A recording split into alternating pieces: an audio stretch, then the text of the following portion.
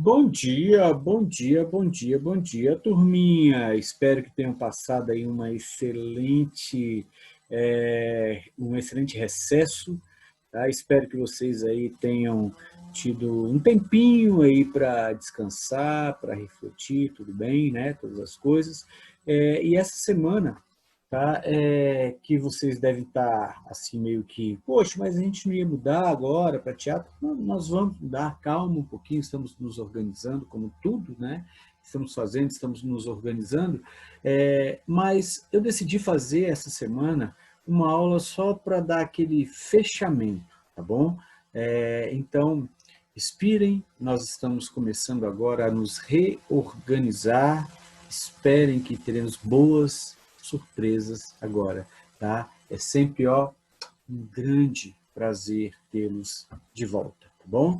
Então, olha só, muita gente, quando chega para mim, né, fala assim, professor, mas eu vi as músicas, mas o que eu preciso? O que eu preciso para responder às questões lá na hora da prova do PAS também, que é outra incógnita, né? Mas o que a gente precisa para responder às nossas questões no PAS? Então, gente, vamos falar agora alguns tópicos. O que a gente precisa, né? A primeira coisa é conhecer a música, conhecer o seu contexto histórico, conhecer o período, conhecer sobre como e o que ela fala, como ela está inserida em um contexto histórico. Isso é muito importante a gente entender. E mesmo, por exemplo, que seja uma música nova, tá? Uma música moderna, mas se tiver algum elemento da música passada, né, de um período passado, é muito, muito importante que a gente entenda esta contextualização histórica. Uma outra coisa é a temática. É claro que tem obras que não têm uma temática muito bem definida, mas eu posso garantir para vocês, escolher o tema, tá?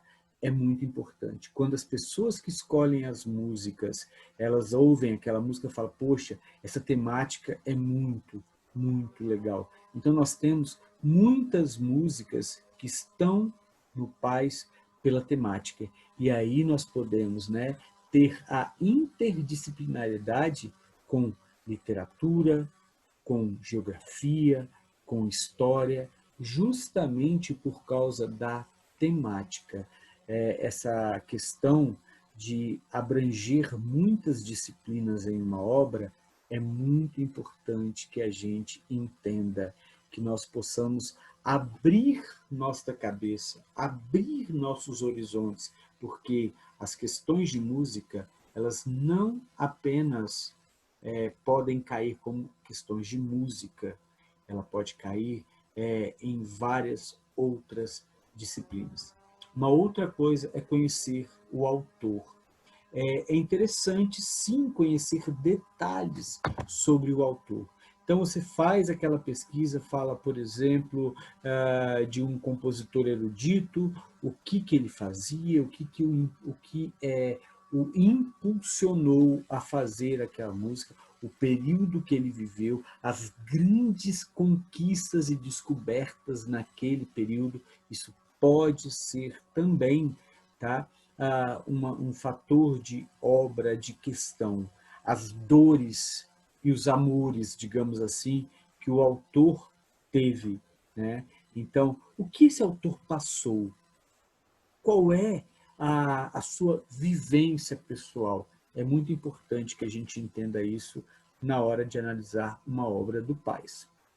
Agora, a estrutura da música. Aí a gente começa a ouvir a música, né? Qual é o gênero? É um rock? É uma música erudita? É um forró?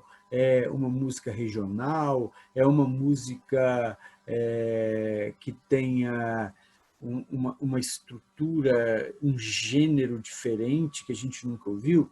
Então, o gênero musical ele é muito importante porque cada um dos gêneros musicais, né, tem uma característica própria, uma instrumentação própria, nós temos todo um modo de se fazer, tá? A música. Agora, a gente pode, sim, definir, né? Se é popular, se aquela música é feita para as grandes massas, ou se é uma música erudita. Lembram qual é o conceito de música erudita? Música feita para poucos. Então, é uma música clássica ou é uma música popular? Isso também a gente deve entender, tá? Uma outra coisa é a instrumentação, como eu já disse. A instrumentação é muito importante que a gente entenda, porque pode ser o peguinha que a UNB quer que a gente caia, né? Então, às vezes, um solo de um instrumento é cobrado numa prova. Então, você tem que prestar atenção naquela instrumentação. Tá? Uma vez, a UNB falou de um solo de trompete, na música não tinha trompete, tinha trombone. Uma outra vez, a UNB falou também desse solo de trompete, aí nesse caso, nessa música tinha, mas falou, olha, nesta música tal, o solo de trompete é no final da música. Cara, você tem que entender qual é a instrumentação. É claro que quando a gente tem uma música orquestral muito grande, você vai ter uma visão mais amplificada, né? Por quê? Porque aí você sabe, poxa, aquela orquestra nós vamos ter violino, viola, violoncelo, contrabaixo, piano, instrumento de percussão, instrumento de sopro. Que instrumento de sopro? Se algum instrumento de sopro chamar mais atenção, aí você vai ter que entender, né? Então, todas as vezes que a gente fala de instrumentação, é o conjunto. Você vai ter que prestar muito atenção neste conjunto de instrumentos musicais. A sua organologia, por exemplo, né? Se é um cordofone, se é um membranofone, se é um idiofone, se é um aerofone, se é um eletrofone, saber as diferenças, e tudo isso a gente consegue saber a partir do nosso livro, a partir das nossas aulas, né? Então, a gente tem aí que saber a instrumentação de cada de cada uma das obras do Paz.